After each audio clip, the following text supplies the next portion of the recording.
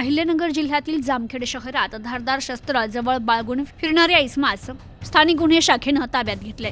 अहिल्यानगर जिल्हा पोलीस अधीक्षक सोमनाथ घारगे यांनी दिलेल्या आदेशानुसार स्थानिक गुन्हे शाखेचे पोलीस निरीक्षक किरण कुमार कबाडी यांनी पोलीस पथक तयार करत अहिल्यानगर जिल्ह्यात आगामी निवडणुकीच्या अनुषंगानं अवैध हत्यार बाळगणाऱ्या इसमांविरुद्ध जास्तीत जास्त कारवाई करण्यासंदर्भात आवश्यक सूचना देत पथकास कारवाई कामी रवाना केलं। दरम्यान पोलीस पथक पहाटेच्या सुमारास जामखेड पोलीस स्टेशन हद्दीत पेट्रोलिंग करीत असताना पथकास माहिती मिळाली की एक इसम त्याच्या जवळ वेगवेगळी धारदार लोखंडी हत्यार घेऊन मोटारसायकलवर जामखेड ते बीड जाणाऱ्या रोडनं जात आहे। त्यानंतर पथकाने तात्काळ जामखेड शहरातील हॉटेल रघुनंदन समोर रोडवर सापळा लावून थांबले असता एक इसम मोटारसायकलवर येताना दिसला।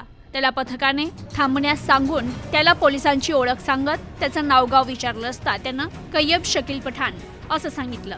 तर त्याची 2 पंचासमक्ष झडती घेतली असता त्याच्याजवळ 2 लोखंडी कोयता, एक कुऱ्हाड, एक सुरा, एक चाकू आणि एक मोटरसायकल असा एकूण 32,000 रुपये किमतीचा मुद्देमाल आढळून आला। ताब्यातील आरोपी विरुद्ध जामखेड पोलीस स्टेशन येथे गुन्हा दाखल करण्यात आला असून आरोपी आणि जप्त मुद्देमाल जामखेड पोलिसांच्या ताब्यात देण्यात आलाय। पुढील तपास जामखेड पोलीस करतायत। Bureau report, news today 24 Ahilyanagar.